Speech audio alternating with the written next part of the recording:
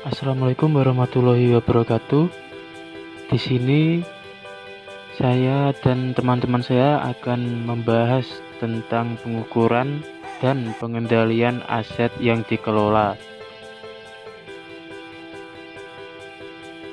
Sebelum memulai pembahasan, perkenalkan kami dari kelompok 5 akuntansi kelas 6F yang beranggotakan 1. Anissa Fagrina, 2. Evinda Alfianindita, 3. Clarinda Dewi Monika, 4. Farida Aryani Putri, dan 5. Gilang Faisal Abdau. Perkenalkan, nama saya Clarinda Dewi Monika, NIM 2017 10 17 03 11 290.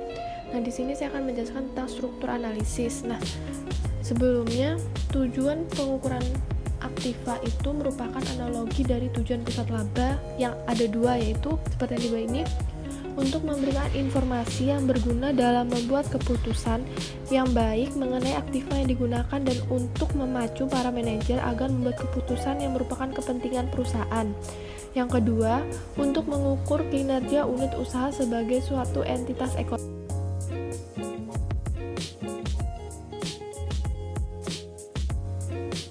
Selanjutnya, saya akan menjelaskan mengenai poin 2, yaitu mengukur aktiva yang digunakan. Dalam memutuskan dasar investasi apa yang akan digunakan untuk mengevaluasi pusat investasi, kantor pusat menanyakan dua hal. Yang pertama, praktik-praktik apa saja yang akan membuat para manajer unit usaha menggunakan aktiva mereka dengan efisien dan untuk mendapatkan jumlah dan jenis yang tepat dari aktiva baru. Yang kedua, praktik-praktik apa saja yang paling baik mengukur kinerja suatu entitas ekonomi. Selanjutnya ada kas. Nah, perusahaan mengendalikan kas secara terpusat karena pengendalian pusat memungkinkan penggunaan saldo kas yang lebih kecil daripada jika setiap unit usaha memegang saldo kas yang dibutuhkannya untuk menyeimbangkan perbedaan antara kas masuk dan arus kas keluar. Lalu piutang. Manajer unit usaha dapat mempengaruhi tingkat piutang secara tidak langsung melalui kemampuan mereka untuk menghasilkan penjualan dan secara langsung melalui penetapan persyaratan kredit dan persetujuan atas kredit individual dan batas kredit serta melalui wewenang mereka dalam menagih kredit yang jatuh tempo. Selanjutnya persediaan. Nah, persediaan biasanya diberlakukan sama seperti piutang, yaitu dicatat pada jumlah akhir periode, meskipun rata-rata antar periode lebih baik secara konsep. Metode yang dapat digunakan FIFO, average, atau LIFO costing. Selanjutnya modal kerja secara umum. Modal kerja adalah aktiva lancar dikurangi dengan kewajiban lancar. Metode tersebut adalah beralasan dari sudut pandang motivasional jika unit-unit usaha tidak dapat mempengaruhi utang atau kewajiban lancar lainnya.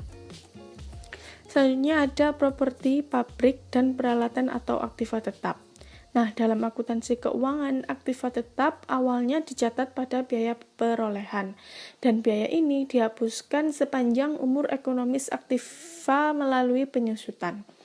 Hampir semua perusahaan menggunakan pendekatan yang sama dalam mengukur profitabilitas atas dasar dari unit usaha. Hal ini menyebabkan permasalahan serius dalam penggunaan sistem tersebut untuk tujuan yang dimaksudkan. Berikut adalah sejumlah permasalahan dalam penggunaan sistem. Yang pertama ada akuisisi peralatan baru. Jika aktiva yang disusutkan dimasukkan ke dalam investasi pada nilai buku bersih, maka profitabilitas unit usaha tersebut akan dinyatakan secara salah pada nilai buku bersih, dan para manajer unit usaha akan termotivasi untuk mengambil keputusan akuisisi yang tepat. Yang kedua ada nilai buku kotor.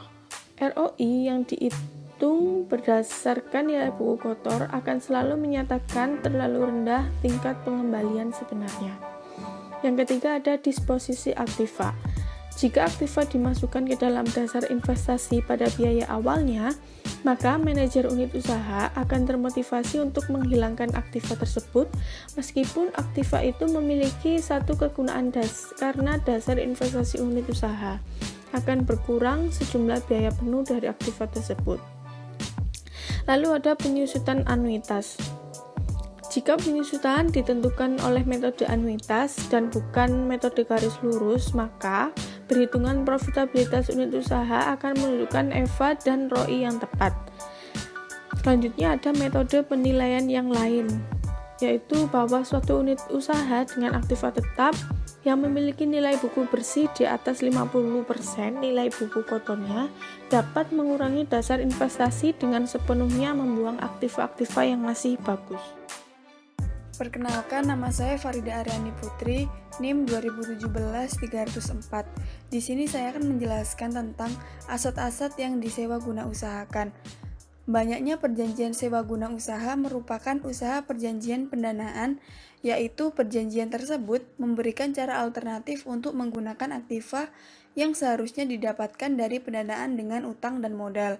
Sewa guna finansial ini adalah sewa guna usaha jangka panjang yang setara dengan nilai sekarang dari arus beban sewa. Sama halnya dengan utang yang dilaporkan juga dalam neraca. Keputusan pendanaan biasanya dilakukan oleh kantor pusat. Karena alasan tersebut, pembatasan biasanya diberlakukan pada kebebasan manajer unit usaha untuk melakukan sewa guna usaha atas aktiva. Kemudian yang nomor 7 yaitu aktiva yang menganggur. Jika suatu unit memiliki aktiva yang menganggur yang dapat digunakan oleh unit lain, maka unit tersebut dapat diperbolehkan untuk mengeluarkan aktiva tersebut dari dasar investasinya. Tujuan dari izin ini adalah untuk mendorong para manajer unit usaha guna melepas aktiva menganggur ke unit lain yang mungkin memerlukannya. Kemudian nomor 8 yaitu aktiva tidak berwujud. Beberapa perusahaan cenderung melaksanakan penelitian dan pengembangan R&D yang intensif. Misalnya, perusahaan farmasi seperti Novartis menghabiskan dana yang besar untuk mengembangkan produk terbarunya, sedangkan lainnya cenderung fokus pada pemasaran. Misalnya, perusahaan barang konsumen seperti Unilever yang menghabiskan banyak dana untuk iklannya. Yang nomor 9 yaitu kewajiban tidak lancar. Kadang-kadang di suatu unit usaha menerima modal permanennya dari kumpulan dana korporat. Korporat memperoleh dana tersebut dari pemberian pinjaman, investor modal, dan laba ditahan. Bagi unit usaha, jumlah total dari dana tersebut adalah relevan, tetapi tidak dengan sumber daya dari mana dana tersebut berasal. Kemudian yang nomor 10 yaitu beban modal. Kantor pusat korporat menentukan tarif yang digunakan untuk menghitung beban modal. Tarif tersebut seharusnya lebih tinggi daripada tarif korporat untuk pendanaan dengan utang karena dana yang terlibat merupakan campuran antara utang dan modal berbiaya lebih tinggi. Biasanya tarif tersebut ditetapkan di bawah estimasi biaya modal perusahaan sehingga EVA atau rata-rata unit usaha berada di atas 0. Kemudian yang terakhir yaitu survei-survei praktik. Kebanyakan perusahaan memasukkan unsur aktiva tetap ke dalam dasar investasi pada nilai buku bersih. Perusahaan-perusahaan tersebut melakukannya karena ini merupakan jumlah dengan mana aktiva tersebut dicatat dalam laporan keuangan, dan oleh karenanya, sesuai dengan laporan keuangan tersebut, mencerminkan jumlah modal yang digunakan dalam divisi tersebut. Yang pertama yaitu pengukuran kinerja dengan menggunakan ROI dan EVA. Yang kedua, return on investment. Ketiga yaitu apabila ROI digunakan dalam menggunakan kinerja pusat investasi, maka laba pusat investasi dibagi dengan investasi akan mendapatkan tingkat pengembalian investasi. Selanjutnya bagian C itu ada EVA dan ROI. Nah, hampir semua perusahaan itu yang memiliki pusat investasi mengevaluasi semua unit usahanya itu berdasarkan ROI dibandingkan dengan menggunakan EVA. Nah, sebelumnya ada keuntungan dari ROI, ada 3 yaitu ROI merupakan pengukuran yang komprehensif di mana semua mempengaruhi laporan keuangan tercermin dari rasio ROI. Yang kedua, ROI mudah dihitung, mudah dipahami, dan sangat berarti dalam pengertian absolut. Nah, yang ketiga, ROI merupakan denominator yang dapat diterapkan di setiap unit organisasi yang bertanggung jawab terhadap profitabilitas tanpa memperdulikan ukuran dan jenis usahanya. Selanjutnya akan dijelaskan oleh Gilang. Nama saya Gilang Faisal Abdau, NIM 2017 101 703 11321. Di sini saya akan membahas tentang EVA, yaitu ada 4 alasan yang membuat EVA lebih unggul daripada ROI. Yang pertama, dengan EVA, seluruh unit usaha memiliki sasaran laba yang sama untuk perbandingan investasi. Kedua, keputusan-keputusan yang meningkatkan ROI suatu pusat investasi dapat menurunkan laba keseluruhan. 3. Tingkat suku bunga yang berbeda dapat digunakan untuk jenis aktiva yang berbeda pula. 4. EVA berlawanan dengan ROI, memiliki korelasi positif yang lebih kuat terhadap perubahan-perubahan dalam nilai pasar perusahaan. Ada beberapa alasan mengapa penciptaan nilai pemegang saham menjadi sangat penting bagi perusahaan, yaitu yang pertama, mengurangi resiko pengambil alihan atau takeover. 2. Menciptakan nilai tukar untuk agresivitas dalam merger dan akuisisi. Yang ketiga, mengurangi biaya modal sehingga memungkinkan investasi yang lebih cepat untuk pertumbuhan masa depan.